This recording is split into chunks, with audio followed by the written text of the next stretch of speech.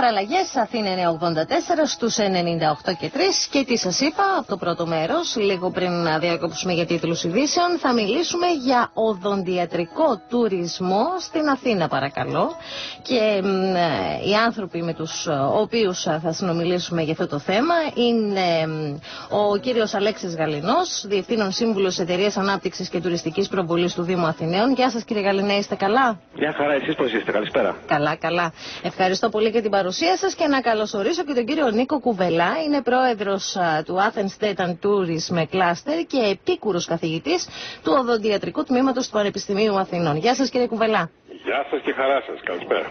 Έχετε μία στενή συνεργασία πλέον. Βεβαίως. Έτσι είναι, ναι. Ωραία. Πώς ξεκίνησε, θα ρωτήσω πρώτα τον κύριο Κουβελά, διότι η αλήθεια είναι ότι τα τελευταία χρόνια ακούγαμε για τους Έλληνες που κάνανε οδοντιατρικό τουρισμό στα Βαλκάνια, στις γειτονικές χώρες. Πολύ σωστά. Τώρα μπορούμε... Ας ξεκινήσετε από τον κύριο Γαλινό καλύτερα, γιατί από εκεί ξεκίνησαν όλα. Από εσάς κύριε Γαλινέ.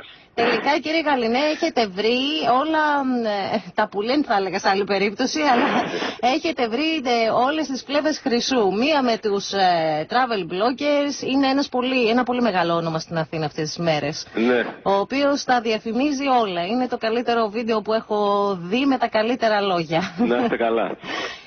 Κοιτάξτε, ο οδοντιατρικός τουρισμός αποτελεί ένα παράδειγμα που παντρεύει καταρχήν ένα ισχυρό συγκριτικό πλεονέκτημα που έχουμε ως τουριστικός προορισμός με την πάρα πολύ έντονη ανάγκη που έχουμε για οικονομική ανάπτυξη στις εποχές της κρίσης. Έτσι. Ναι. Δηλαδή αυτή τη στιγμή στην Αθήνα και όχι μόνο στο Δήμο της Αθήνας, αλλά διάφοροι φορείς έχουν το αντικείμενο και τον προβληματισμό για το πώς μπορεί να αναπτυχθεί η τοπική οικονομία. Αναζητούμε τρόπους με τους οποίους μπορούμε να κάνουμε την οικονομία μας εξωστρεφή. Έτσι, άρα ο ιατρικός τουρισμός εν γέννη αποτελεί μια πρώτη τάξη ως τέτοια ευκαιρία. Η πόρτα άνοιξε κατά βάση, τουλάχιστον στο μυαλό μου άνοιξε κατά βάση με την Ευρωπαϊκή Οδηγία, ναι. Έτσι, η οποία λέει ότι πλέον οι ασφαλισμένοι Ευρωπαίοι που ταξιδεύουν σε μια άλλη ευρωπαϊκή χώρα μπορούν να λάβουν ιατρικές υπηρεσίες και να αποζημιωθούν από τη χώρα τους κατά το ποσό που τους καλύπτεται για τις υπηρεσίες αυτές. Άρα έχει ανοίξει η αγορά από τη μία και από την άλλη εμείς έχουμε ένα τεράστιο κυμόμενο πόρο. Έχουμε δηλαδή μια υπερπροσφορά γιατρούς όπως ξέρει πολύ καλά ο κ. Κουβελάς, οι οποίοι είναι εκπαιδευμένοι ή έχουν μετεκπαιδευτεί είτε ακόμα έχουν εργαστεί στο εξωτερικό. Άρα ανθρώπους οι οποίες διαθέτουν υψηλό επίπεδο γνώσεων και ικανοτήτων, οι οποίοι όμως δεν έχουν τρόπο να καλυφθούν οικονομικά από την εσωτερική ζήτηση. Ναι. Παντρεύοντας λοιπόν ότι το γεγονός ότι η αγορά είναι ανοιχτή, ότι οι δεξιότητες και το γνωστικό αντικείμενο υπάρχει, το μόνο που μένει είναι να οργανωθούμε και να προωθήσουμε αυτή την οργάνωση με αποτελεσματικό τρόπο στις εξωτερικές αγορές και αυτό προσπαθούμε να κάνουμε αυτή την πρωτοβουλία. Αυτή η οργάνωση λοιπόν τώρα τι απαιτεί, να το διαφημίσουμε? Ναι. Αυτή η οργάνωση απαιτεί καταρχήν να μπορούμε να προσφέρουμε, να μπορούν μάλλον οι γιατροί μας και οι οδοντίατροι εν προκειμένου να προσφέρουν μια πολύ καλή σχέση τιμής-οφέλους που να είναι ανταγωνιστική. Έτσι, ναι. Ώστε οι δυνητικοί πελάτες να βρουν αυτή την υπηρεσία ενδιαφέρουσα. Αν παντρέψει λοιπόν αυτό το δεδομένο, αν καταφέρεις αυτό με το γεγονός ότι η Αθήνα έτσι και αλλιώς είναι ελκυστική, αρχίζει και έχει σιγά σιγά κάτι αποτελέσματα. Σε αυτή την κατεύθυνση λοιπόν ενώθηκαν οι φίλοι μας οι οδοντίατροι, 11 από αυτούς που αν δεν κάνω λάθος διαθέτουν 27 έδρες, κύριε Κουβελά. 55 έδρες. 55 έδρες λοιπόν, οι οποίοι καταρχήν για να γίνουν πιο ανταγωνιστικοί κοιτάνε να δούνε πώς μπορούν να διαπραγματευτούμε ενιαία τις προμήθειές τους που αποτελούν ένα σημαντικό κέντρο κόστους, έτσι, ώστε να μειώσουν το κόστος της παροχής υπηρεσίας τους. Από την άλλη κοιτάνε να πιστοποιηθούν σε διεθνή πρότυπα έτσι ώστε να μπορούν να προσελκύσουν τον Γερμανό, Αυστριακό και ούτω καθεξής επισκέπτη να έρθει εδώ να λάβει τις υπηρεσίες τους και σε τρίτο επίπεδο με έναν ενιαίο τρόπο να υπάρχει μια καλή πολιτική marketing και επικοινωνίας για να προωθηθεί αυτό το προϊόν. Ναι. Κύριε Κουβελά, αυτά θέλουν χρόνο, θέλουν προετοιμασία, είμαστε έτοιμοι για όλα αυτά?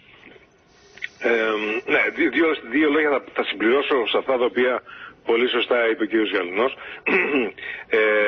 κυρίως βάζοντας σαν στόχο την ποιότητα σε σχέση με την οικονομική έκταση δαπάνη που θα υποστεί ο ασθενής ερχόμενος στα οδοντιατρία αυτά. Μέχρι στιγμής, και αναφέρατε στην αρχή ότι πολλοί Έλληνες είναι γνωστοί ότι πηγαίνουν ιδιαίτερα από τη Βόρεια Ελλάδα σε άλλες χώρες και ήταν τουρίστες οδοντιατρικοί. Αυτό έγινε γιατί δυστυχώς δεν αναπτύχθηκε και δεν αντελήφθησαν πολύ καλά οι συνάδελφοι από την Βόρεια Μακεδονία, από τη Βόρεια Ελλάδα, ότι έπρεπε να στοχεύσουν στην ποιότητα και να αποδείξουν σε κάθε περίπτωση την ανυπέρβλητη δυνατότητα και την ποιότητα που έχουν οδοντίατροι, οι οποίοι έχουν εξειδικευτεί πέρα από τις βασικές σπουδές τους στην οδοντιατρική στην Ελλάδα, έχουν εξειδικευτεί σε κάποια πανεπιστήμια του εξωτερικού, τα οποία φυσικά πρέπει να είναι accredited.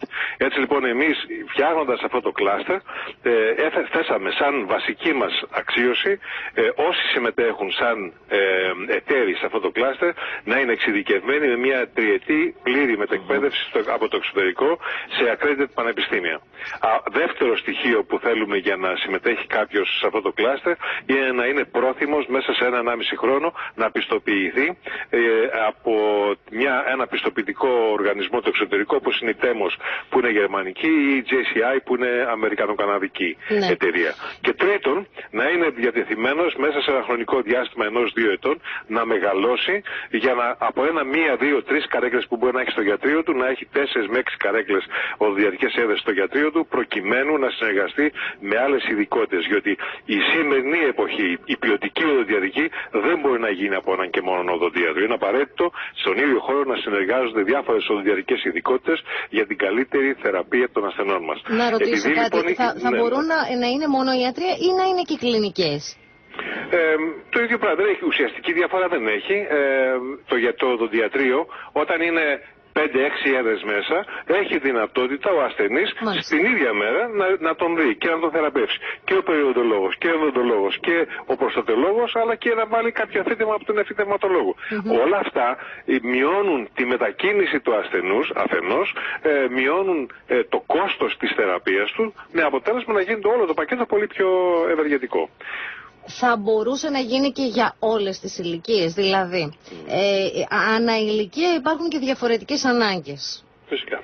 Και με τις διαφορετικές ανάγκες πάει και το χρονικό διάστημα που απαιτείται για να γίνουν όλα αυτά. Δηλαδή αλλιώς είναι για ένα παιδί που πρέπει να βάλει σιδεράκια, χρειάζεται μια παρακολούθηση μετά κτλ. Αλλιώς είναι για κάποια επέμβαση που πρέπει να κάνει κάποιος μεγαλύτερος άνθρωπος. Ακριβώς. Είναι δυνατόν η σύγχρονη αντίληψη του μέσα στον ίδιο χώρο με διαφορετικές ειδικότητες το να γίνεται θεραπεία μειώνει κατά πολύ το χρόνο της θεραπείας του ασθενούς. Από εκεί και πέρα σίγουρα η ορθοδοντική δεν είναι η αιχμή του δώρατος για τον οδοντιατρικό τουρισμό, γιατί είναι κάτι το οποίο είναι μακροχρόνια επίσκεψη, θέλει πολλές επισκέψεις, μακροχρόνια θεραπεία. Αυτό όμως το οποίο όλοι οι υπόλοιποι οδοντιατρικοί, η παιδοδοντία, όλες οι ειδικότητες, η αισθητική οδοντιατρική, η εφητευματολογία, η περιοντολογία, η προσθετική, η αισθητική οδοντιατρική είναι ειδικότητες οι οποίες κάλλιστα μπορούν να υλοποιηθούν σε ένα μικρό χρονικό διάστημα και έτσι ο ασθενής να είναι ευτυχισμένος. Ένας άλλος τομέας που δεν έχουμε αναφερθεί πολύ, αλλά είναι βαθιά ριζωμένος μέσα μας, είναι η οδοντιατρική για άτομα με ειδικές ανάγκες. Και αυτή τη στιγμή έχουμε τη δυνατότητα να προσφέρουμε το ταξίδι στους ασθενείς αυτούς για να έρθουν στην Ελλάδα δωρεάν, συν τη διαμονή τους στην Ελλάδα, όσες μέρες χρειαστεί να γίνει οδοντιατρική τους θεραπεία. Με αυτόν τον τρόπο προτείνουμε και φέρνουμε ασθενείς από Γερμανία, από Αγγλία, γενικότερα από Ευρώπη, χωρίς να έχουν κάποια δαπάνη για τη μεταφορά τους, προκειμένου να θεραπευτούν στην Ελλάδα. Αυτά όλα κατανοείται ότι πολλαπλασιάζουν τις δυνατότητες και τα ωφέλη που έχει όλη η ελληνική οικονομική κοινότητα. Γιατί δεν είναι μόνο στο οδοντιατρίο θα έρθει ένα άτομο με ειδικές ανάγκες για να κάνει τη θεραπεία του, αλλά θα έρθει μαζί με 1 ή 2 συνοδούς και οπωσδήποτε, εφόσον είναι οικονομικότερη θεραπεία εδώ από ό,τι είναι στη χώρα του, θα μπορέσει να διασκεδάσει και να δει την Αθήνα και γενικά να νιώσει σαν τουρίστας, και ιδιαίτερα για αυτά τα παιδιά αυτό είναι που τους λείπει, να βγουν από το χώρο τους και να ζήσουν ένα διαφορετικό τρόπο ζωής που θα τους προσδώσει νέες παραστάσεις και θα τους βελτιώσει την ψυχική τους κατάσταση. Βέβαια. Κύριε Γαλινέ, θυμάμαι πριν από κάποιο χρονικό διάστημα είχαμε κάνει μια κουβέντα για το συνεδριακό τουρισμό και λέγαμε ότι θα κάνουμε, θα γίνει, χρειάζεται να γίνουν αυτά για την προετοιμασία, όλα ήταν με μελλοντικό χαρακτήρα. Και είχα έτσι και δεύτερες σκέψεις, μωρέ θα γίνουν όλα αυτά. Φτάσαμε λοιπόν τώρα στο σημείο, όχι μετά από μεγάλο χρονικό διάστημα, σε πολύ μικρό χρονικό διάστημα, να βλέπουμε την Αθήνα να φιγουράρει μέσα στους 25 σημαντικότερους συνεδριακούς προορισμούς στον κόσμο. Αυτά είναι τα ευχάριστα νέα, ναι. Αυτά τα ευχάριστα. Επομένως, αυτό το κόνσεπτ, σε πόσο καιρό το βλέπετε να υλοποιείτε? Κοιτάξτε να δείτε. Όλη αυτή τη δουλειά που έχουμε ξεκινήσει με το Athens Dental Tourism Cluster, την έχουμε βάλει, αν θέλετε, στη γενική λογική που έχουμε για το έργο Αθήνα, το αναπτυξιακό πρόγραμμα του Δήμου, έτσι, στο οποίο θα χρηματοδοτηθεί κυρίως από πόρους του ΕΣΠΑ, αλλά και όχι μόνο, και από πόρους του Δήμου και από άλλους τρίτους πόρους, στο πλαίσιο του οποίου εμείς σκεφτόμαστε ότι η δουλειά μας θα είναι η εξής εδώ πέρα. Απ' τη μία να υποστηρίξουμε αυτή την προσπάθεια μέσω της εξέβρεσης πόρων, και από την άλλη να κεφαλοποιήσουμε την τεχνογνωσία του Athens Convention and Visitors Bureau για να υποστηριχθεί με ένα συντεταγμένο τρόπο ο οδοντιατρικός τουρισμός στο γενικότερο πλαίσιο της τουριστικής πολιτικής του Δήμου. Έτσι δηλαδή η δικιά μας δουλειά είναι να βοηθήσουμε το κλάστερ να σταθεί στα πόδια του με κάποιους αρχικούς πόρους που θα το επιτρέψουν να κάνει κάποιες αρχικές επενδύσεις και να υποστηρίξουμε με πολύ ενεργό τρόπο τα πρώτα βήματα B2B και B2C ενδεχομένως ενεργειών που θα κάνει το κλάστερ αυτό. Έχουμε και κακά νέα.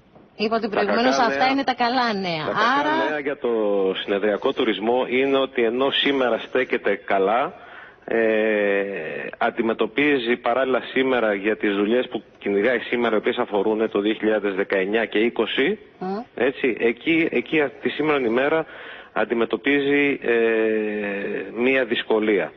Παρ' όλα αυτά δουλεύουμε πάρα πολύ στενά με τα μέλη μας αυτή τη στιγμή για να συνταχθούμε και να βοηθήσουμε την τοπική αγορά να ξαναβγεί μπροστά δυναμικά.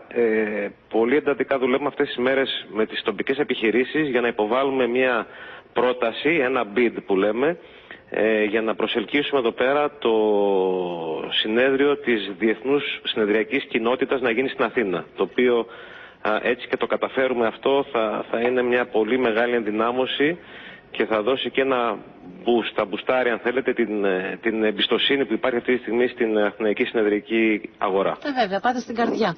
Πολύ ωραία. Κύριε Κουβελά, μια τελευταία ερώτηση έχω για σας. Γιατί μιλάμε τώρα για τον οδοντιατρικό τουρισμό στην Αθήνα, όλα καλά, όλα ωραία. Η εικόνα που έχετε για τους Αθηναίους και για τις Αθηναίες, εντάξει, τώρα δεν έχω την απέτηση να μου πείτε για ολόκληρη την Ελλάδα. Μέσα στην κρίση, αυτό που ακούγεται είναι ότι με δυσκολία μπορούν να ανταποκριθούν οι Έλληνες σε τέτοιου είδους επισκέψεις που δεν καλύπτονται και από τα ταμεία κιόλας για πράξεις τέτοιες και ότι έχουν αυξηθεί πάρα πολύ τα προβλήματα.